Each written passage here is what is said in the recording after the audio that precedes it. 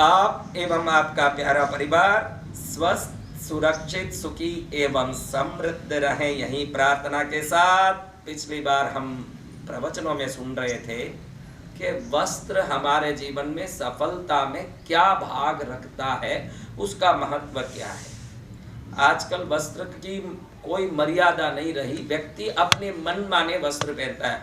कई लोग तो रात में सोने के लिए बरमूडा यूज करते हैं, बूढ़े भी, जो बूढ़े से बूढ़े हैं वो भी बरमूडा पहन के घूमते हैं। ये सब सोचते नहीं हैं कि मेरे जीवन में मेरी क्रिया का क्या असर आने वाला है। मैं जो भी क्रिया करता हूँ दुनिया को देख के करूंगा तो जो दुनिया भुगतेगी वो मुझे भी भुगतना पड़ेगा। ये सोच किसी में नहीं है, वो खाली दुनिया का देखा देखी करते हैं। दुनिया सब औरतें, सब आधी औरतें पैंट पहन रही है, जीन्स पैंट, तो आज तक जो साड़ी पहनती थी उसके मन में भी आवे कि जीन्स पैंट पहन लो, वो भी जीन्स पैंट पहन के घूम रही है कि नहीं भाई, बताओ? घूम रही है। अब घूम रही है तो उसका क्या असर आता है, मैं ये बताने के लिए एक दृष्टांत पिछले प्रवचनों में बता रहा था। आप अच्छे से ये सुनेंगे तो समझ पड़ेगा आपको कि वस्त्र क्या मायना रखता है। दुर्योधन मन में सोचते हैं कि मुझे विजय का आशीर्वाद चाहिए। कृष्ण तो पांडवों की तरफ हैं और बड़ी अक्षोहिणी सेना उन्होंने मेरी तरफ दे दी, लेकिन कितनी भी बड़ी सेना हो कृष्ण का मुकाबला नहीं है। ये कृष्ण, दुनिया की सभी सेना, दोनों एक पलड़े में रखो भाई, कौन सा भारी है? कृष्ण भारी है। जब भी बोलते हो जोर से बोलो ताकि सामने उधर सुने, टीवी में उनको मालूम पड़े कि कोई सुन रहे हैं। ऐसा नहीं है कि महाराज खुद ही पागलों की तरह बोल रहे हैं, कोई सुन रहे हैं, उनको मालूम पड़ना। तो क्या करना, जब भी कोई पूछा जाता है प्रति उत्तर दें जोर से कि भाई ये हमारा जवाब है। तो क्या होगा, टीवी में देखने वाले दर्शकों को लगेगा कि महाराज की बात को सामने भी कोई सुन रहे हैं और महाराज जी हम सब के लिए भी बोल रहे हैं। तो मेरे भाई, दुर्योधन अपनी माँ के पास जाते हैं और कहते हैं कि माँ मुझे विजय का आशीर्वाद दो। कौन माँ होगी जो अपने बेटा का विजय नहीं चाहती होगी? बताओ भाई, मेरे बेटे की विजय नहीं चाहती हूँ, ऐसी कोई माँ है? नहीं। राक्षसी हो तो अपने बेटे की विजय चाहेगी। पशु पक्षी अपने बच्चों पर ममता लुटाते हैं। कोई दुनिया का प्राणी नहीं होगा जो अपने बच्चे का हित नहीं चाहते हो। वो बोले कांदारी की क्या बात, इस संसार में हिडुम्बा हुई। हिडुम्बा कौन हुई? कौन है हिडुम्बा? घटोत्कच की माँ, भीम की पत्नी। वो भी देखो कैसे मन में सोचती है कि मेरा घटोत्कच सर्वोत्तम बने। आज देखो तो दुनिया में सर्वोत्तम मायाजाली शक्ति का कोई व्यक्ति माने जाते हैं तो घटोत्कच माने जाते हैं। उनके पास जितनी मायाजाली शक्ति थी, वो शक्तियां एक से एक अद्वितीय थी। उन्होंने युद्ध में उस सब का प्रयोग किया। महाभारत के कुरुक्षेत्र युद्ध में कोई अस्त्र से लड़ रहा था, कोई शस्त्र से लड़ रहा था, और घटोत्कच अपनी मायावी शक्ति से लड़ रहे थे लोगों के साथ। ध्यान रखना, आपके पास कभी उपकरण काम ना आए, आपके पास रहे हुए वस्तु काम नहीं आएंगे, उस समय शक्ति काम आती है। और जिसके पास शक्ति होगी उसको संसार की किसी वस्तु की जरूरत नहीं, वो वस्तुएं भी शक्ति से प्रकट हो जाती है। पहले क्या चाहिए? और शक्ति भक्ति से मिलती है। किससे मिलती है? शक्ति की माँ भक्ति है। शक्ति की माँ क्या है? भक्ति की माँ क्रिया है। कौन है? क्रिया। क्रिया का पोता है शक्ति, क्रिया की बेटी है भक्ति, और क्रिया की भी माँ है श्रद्धा। क्रिया की माँ कौन है? श्रद्धा। अगर श्रद्धा नहीं होगी तो क्रिया करोगे नहीं। कई लोग, औरतें तो खास करके मेरे पास आके बोलती है कभी कभी कि आजकल मेरे पूजा में मन नहीं लगती। कई ऐसा हो जाता है, रोज पूजा करने वालों को कभी कभी कई महीने पूजा छूट जाती है। आपका अनुभव होगा, रोटी नहीं छूटे। क्या नहीं छूटे? रोटी। क्यों नहीं छूटे रोटी और पूजा कैसे छूट गई? क्योंकि रोटी बगैर मैं जीऊंगा नहीं, दिमाग में ये घुसा हुआ है। पूजा बगैर जी सकता हूँ, ये दिमाग में घुसा है। जिस दिन मैं पूजा बगैर जी नहीं पाऊंगा, ये आ गया, उसी दिन पूजा अपने आप चलने लगेगी। मेरा जीवन है ये। क्या आना चाहिए? ये मेरी जिंदगी है। किस कौन? पूजा। हाँ, पूजा, भक्ति, क्रिया, आराधना, साधना को कहना तो मेरी जिंदगी है। क्या है? हाँ, ईश्वर अपनी जिंदगी बना लो, ईश्वर को अपनी जिंदगी बना लोगे तो वो जिंदगी को सजाने के लिए संसार के चरण में गुलाम नहीं बनना पड़ेगा। आप ये जिंदगी को सजाने के लिए कितने लोगों को राजी करते हो। देखो, ऑफिस में हो तो मैनेजर को राजी करना, उसके जीएम को राजी करना, व्यापार कर रहे हो तो ग्राहकों को राजी करना, कितने लोगों को राजी करके ये जीवन सजाने में लगे हो। अगर ईश्वर की कृपा हो गई तो जीवन को ईश्वर ही सजा देंगे, दुनिया में गुलाम होने की नौबत नहीं आती। क्या नहीं आती? अगर दुनिया में नौबत आ रही है गुलाम होने की तो समझना कि आपने बराबर चरण नहीं पकड़ा। क्या नहीं पकड़ा? चरण। आप सोचो कि आप हल्दी के बोरे में हाथ डाल रहे हो, किसी घर में कोई पत्नी ने बोला हल्दी चाहिए तो आप बोरे में हाथ डाल के हल्दी उठा के दिए, हल्दी का डब्बा ही भरेगा कि हाथ भी पीला होगा? कोयले में हाथ डाला, पत्नी ने बोला कि थोड़ा कोयला दे दो, आज बाटी बनाऊंगी, कोयला निकाल के उसके लिए दिया। भाई कोयला निकालने उसका सामर्थ्य नहीं था, वो कहीं पड़ा था, पुरुष ही कर सकता है वो काम, इसलिए पत्नी ने कहा थोड़ा आप निकाल दो, मेरे से हो नहीं रहा। कोयला निकाल के दिया, पत्नी के चूल्हे में कोयले भर गए। आप क्या हाथ भी काले हुए कि खाली चूल्हा ही कोयले से भरा? समझ लो, आज अच्छी बात आप लोग कहते हो, बड़े सुंदर बात तुमने कही कि कोयले से भी हाथ काला हो जाता है। वो कोयला किलो कितना? 10 रुपया 20 रुपए का होगा। 10-20 रुपए का कोयला भी जो हाथ लगाता है उसको अपने गुणों से भर देता है। तो इतने दिनों से भक्ति कर रहे हो, अभी भी प्रभु के गुणों से भरे नहीं हो तो कहीं ना कहीं खोट है, हाथ बराबर नहीं डाला, कोई ना कोई खोट है कि अभी तक। आज देखो हल्दी कितने रुपए किलो की है मेरे महाराज?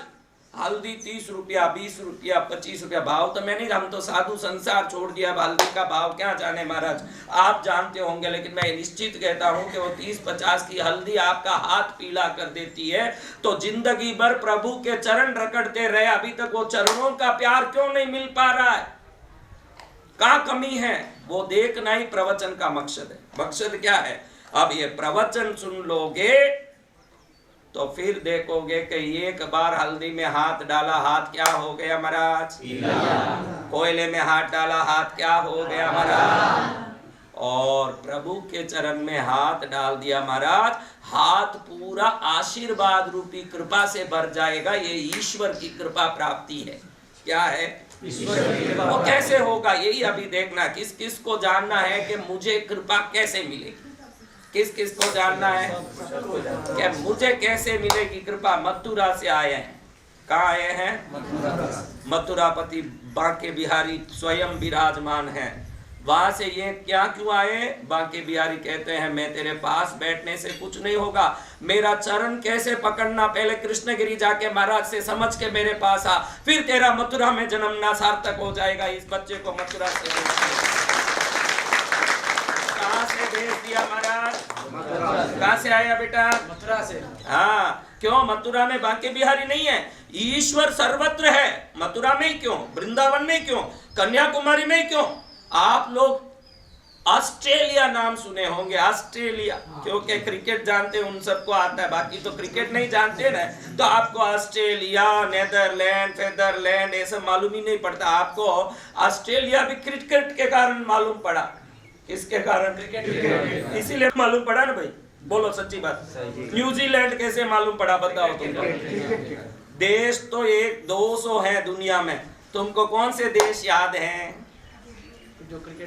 जो क्रिकेट खेलते हैं वो देश सब याद है। न्यूजीलैंड क्यों याद आया महाराज? वेस्ट इंडीज क्यों याद आया महाराज? क्रिकेट से याद आ गया। तो जाने दो, क्रिकेट को धन्यवाद बोलो कि चार उसके कारण हमें कुछ देशों के बारे में, दुनिया के बारे में समझ आया। आपको मैं बता दूं कि सनातन धर्म की शक्ति इस संपूर्ण ब्रह्मांड में है। आप सोचोगे कि हम भारतीय लोग पूजा करते, भक्ति करते हैं, आपको ऐसे ही तो लगता है। आज थाईलैंड में हो, वियतनाम में हो, अफ्रीका में हो, जहां भी खुदाई हो रही है शिवलिंग निकल रहा है वहां से, ध्यान रखना। जहां भी खुदाई हो रही है कोई ना कोई प्रतिमा निकल रही है। आपको बता दो कितनी ऐसे देश हैं जहां पर हमारे भारतीय धर्मों की आज भी वहां अवशेष और चिन्ह मिलते हैं। उन चिन्हों के बारे में समझने से पहले आपको पहले बताऊंगा कि कांधारी ने अपने बेटे को क्या कहा। कांधारी मन में सोचती है कि मेरे पति को आंख नहीं दिखता, इसको मैंने बहनों को भी पूछा, बहनों आपका पति भी कोई कोई ऐसा होता है जिसको थोड़ा आंख कमजोर होता है, दिखता कम है, अगर ऐसा है तो तुम क्या पट्टी बांध लेती हो? तेरे तुझे नहीं दिखे तो बैठे रहे, मैं अच्छे से देखूंगी। तुझे नहीं दिखे देख, जाने दे, मैं तो घूर घूर के देखूंगी। ये सतियां है कलयुग की। कहाँ की सतियां है? कलयुग। हाँ, ये कलयुग की सतियां। लेकिन कांधारी क्या कर दी, शादी से पहले, आजकल शादियां भी अलग टाइप की होती है। आजकल इसका शादी हो गया बेटा, नहीं शादी हो कि नहीं, माँ बाप बोल दे कि इस लड़की को शादी करना, तुरंत करने वाला नहीं है। तुरंत क्या बोलेगा, उसको दिखाओ, देखूंगा। दिखा दिए तो भी राजी नहीं है, बात कराओ उससे, मिलाओ, देखेगा, रंग तंग देखेगा। अब आप बताओ, ये जो माताएं, पुरानी माताएं जितनी भी बैठी है, इनको कोई पति दिखाए गए पुराने? क्या माँ बाप ने जिसको बोला उससे किया? और आज अशोका होटल में, ताज होटल में, ताज होटल में, अशोका होटल में पहले मिलाया जाता है। कोई ना कोई छोटे मोटे होटल में लड़का आता है, लड़की आती है, दो परिवार वाले, दो एक जन आते हैं, अलग से रूम में बैठाते हैं। मिलने के बाद वो पूछता है कि मेरे को काला रंग पसंद है, तुझे कौन सा रंग पसंद है, मुझे शाहरुख खान पसंद है, तुझे कौन पसंद है, मेरे को ये खाना पसंद है, तुझे कौन पसंद है। ये सब बात कर लेते हैं। तू मुझे पसंद है या नहीं, ये बात छोड़ देते हैं, बाकी सब पसंद आ जाता है। इसलिए 3-4 महीने में डाइवर्स भी हो जाता है। क्या होता है? ये जिनको दिखाया ही नहीं गया पति, वो आज तक सुखी जीवन जी रहे हैं। कि जिनको दिखा दिखा के मीटिंग, सेटिंग और फिटिंग करते हैं, उनका जीवन में सुख के देखो। पहले तो मीटिंग कराते हैं, फिर दोनों बात करके कुछ सेटिंग करते हैं, फिर दोनों का फिटिंग होता है। ये जो मीटिंग करके, सेटिंग करके फिर फिटिंग हो रहा है, इनका कटिंग भी जल्दी हो रहा है। क्या हो रहा है? मीटिंग हो रही है, बाद में मीटिंग के बाद दोनों सेटिंग करते हैं। आजकल सगाई होने के बाद दोनों खूब फोनों में बात करते हैं। इतना फोन के पहले ही पूरा कचरा निकाल देते हैं। शादी होने तक तो पेट ही भर जाता है, शादी होने के बाद पियर भी पहुंच जाती है वापस। उस जमाने में सती उसको कहा जाता था जो ईश्वर पर विश्वास रखती थी। वो सती इसलिए नहीं है कि पति पारायणा है, वो पति पारायणा मात्र नहीं है, ईश्वर पर विश्वास है कि मुझे प्रभु जो भी पति देगा, उससे जो भी सुख या दुख देगा, उसमें ईश्वर का कोई कृपा या कोई प्रकार का विधि है। वो ये मानते थे, ये ईश्वर की कृपा है, ये मिला तो ईश्वर की कृपा। आप 1000 ढूंढो भाई, आप सबको पूछता हूं जो शादीशुदा है, आप 1000 मन में कल्पना करके रखे थे, कल्पना वाला ही पति कितने लोगों को मिले भाई बताओ? वो कहां से आया? जो मिला उसको पकड़ के बैठना पड़ा। जब जो मिला उसी को पकड़ना है, फिर कृपा ईश्वर की मान के ही चलनी चाहिए कि इसमें कुछ ईश्वर की लीला है। गांधारी ने मन में सोचा कि मेरा पति का आंख दिखता नहीं है, वो नेत्रहीन है, तो मैं क्यों देखूं महाराज? तब से उसने पट्टी बांध दिया। आप ध्यान रखिएगा, शास्त्रों में कहा है कि मौन की शक्ति अनंत है। क्यों अनंत है मौन की शक्ति महाराज? मौन की शक्ति इसलिए अनंत है कि जो इंद्रिय निरंतर काम करना चाहिए, उसको काम से रोकोगे तो वो इंद्रिय काम नहीं करने के कारण शक्ति का संचय करता है। और जहां शक्ति का संचय होगा, वहां सिद्धि का प्राकट्य होगा। समझ रहे हो? जहां शक्ति संचित हो जाए, वहां सिद्धि प्रकट हो जाए। इसलिए व्रत करते हैं। हरदम पेट क्या करता है? खाना मांगता है, कुछ डालो। तो व्रत क्यों कर रहे हैं महाराज? जैन लोग पर्युषण में निरंतर व्रत करते हैं।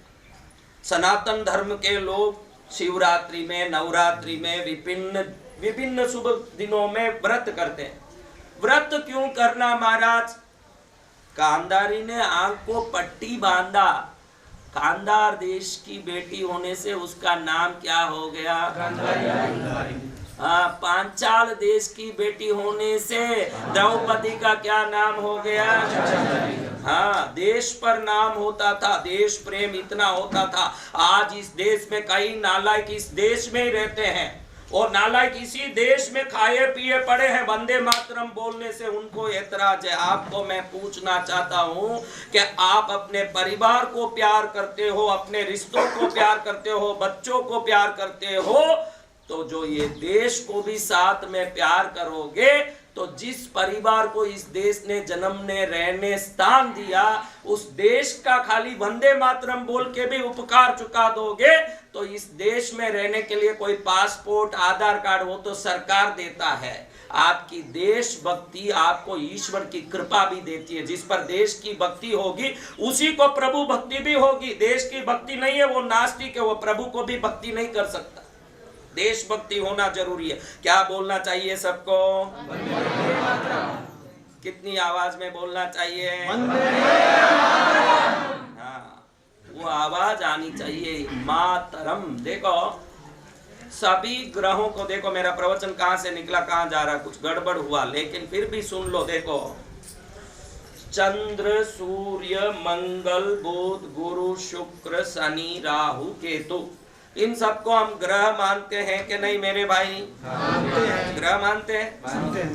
हाँ मानते हैं। एक चीज आज खास सूक्ष्म बात सुन लो, कभी नहीं सुना होगा जीवन में, आज सुनोगे मेरे तरफ से।